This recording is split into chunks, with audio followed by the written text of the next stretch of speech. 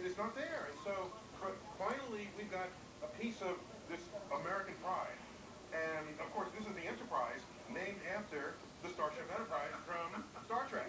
Absolutely. And you know what, folks? I want to let you know Leonard Nimoy is here. He's down in the crowd. We have seen him moving around. So he's here. We're going to try to get him on the Enterprise.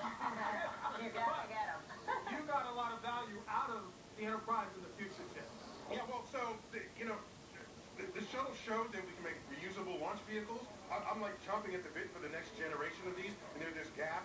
And people say, well, we got to hitch a ride with the rest. Actually, we're not hitching. We're actually paying them for the ride. Hitching is free when you're hitching. So I'm trying to shorten that time scale so that we get back in space with astronauts sooner rather than in the 2030s. But right now, we're just celebrating the arrival of the Space Shuttle Enterprise at its new home, New York City. Will you be taking kids over and talking about its value, its worth, and what it means? There's nothing planned at the moment, but I don't see why that wouldn't happen. Right. And I'm in touch with the folks at the Intrepid, because that'll be the Intrepid Sea, Air, and Space Museum. Right. And so it'll be living with them eventually. Well, the fun part is they got to get it from JFK, where we are now. Right. To barge it up the Hudson to park it at the Intrepid. And I don't know if you know this, it only clears the Verrazano by like a few inches, so they got to go at low tide. We'll be back out there doing that news story the day it happens when it goes under the Verrazano. You guys have a question or back to you? Who's the guy who's responsible for measuring that? Who measured that? Who said? I don't know.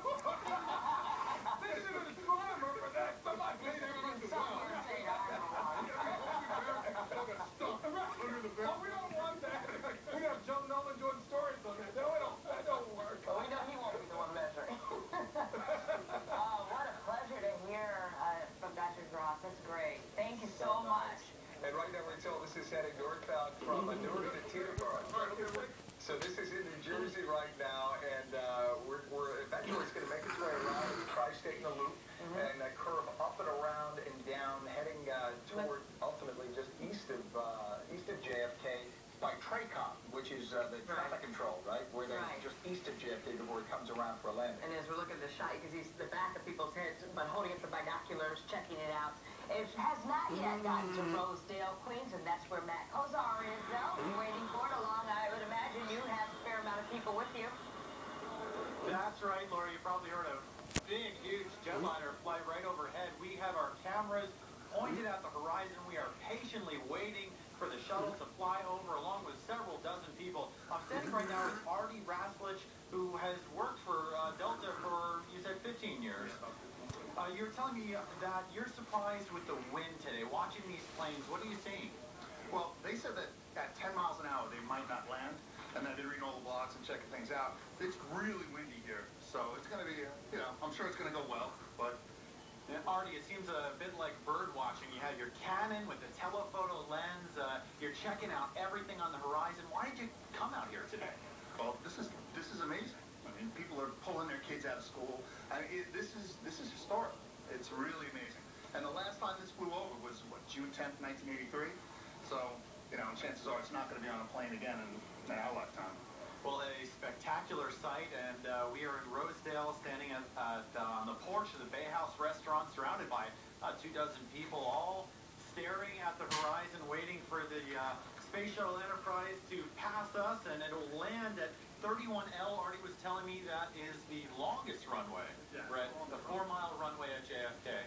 And that's what's happening right here. Beautiful day, waiting for the Space Shuttle to pass by. Ken, Lori, send it back to you in the studio. And Matt, where you are there, right that's in the area where TRACON is, traffic control, air traffic control in that area. I can only imagine, you said that they let one jet take off there. I can only imagine what a mess for air traffic controllers in the tri-state, what a mess it's been today, trying to squeeze jets in and out while they're trying to let this 7-4 come in with the Enterprise on its back.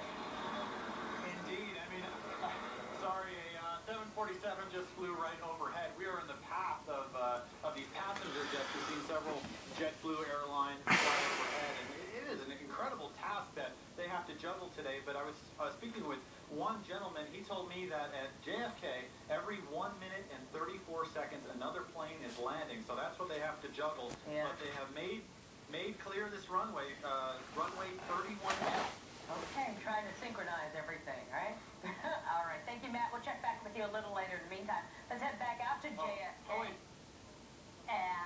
with Anthony Johnson, who has a former astronaut with him. Anthony?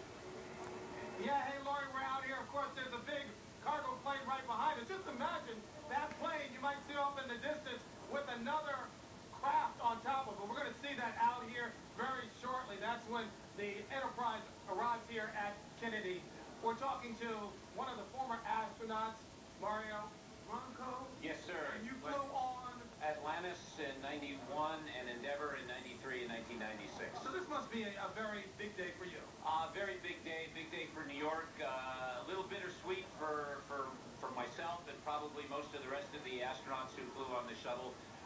It's a great airplane. It's a great day to celebrate its accomplishments, but it's also a little bittersweet to see her retired.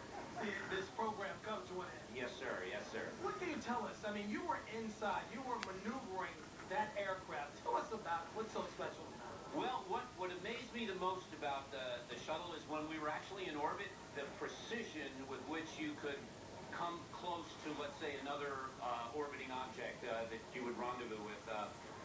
For example, the Hubble Space Telescope. I didn't fly to the Hubble Space Telescope, but when the guys were maneuvering, I mean, they could hold position within inches of it, and it was miraculous how precise the control was.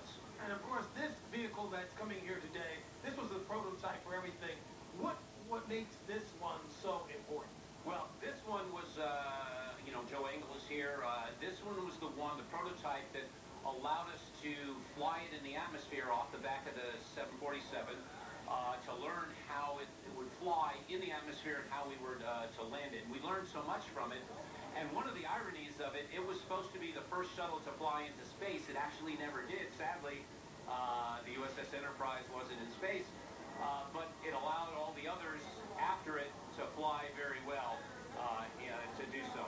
I know you're talking about brakings, hydraulics, and all of these NASA-type terms as far as dealing with this aircraft. I mean, how did you move it? How did you steer it? How did you get it online to hit the runway? Well, actually, when we were coming back in, when we were high in the atmosphere and in space, we used thrusters to control its direction. And then because the aerosurfaces, like for conventional airplanes, don't work, there's no atmosphere. But when we got low enough in the atmosphere at about 50,000 feet, when the vehicle gets subsonic, below Mach 1 speed, the pilot, the commander takes the stick and he flies it, and it flies pretty much like a conventional airplane at that point in time. There are no engines for landing, so that is a bit of a pucker factor in that regard. That's a great one. So you have to get it right the first time, and it was amazing to me that the computers and the energy management and the flight profile always got her home safely to land precisely on the runway spot that we needed to. Well, thank you for being out here today. Thank you for joining us, taking some time. And folks, we are waiting for it to arrive.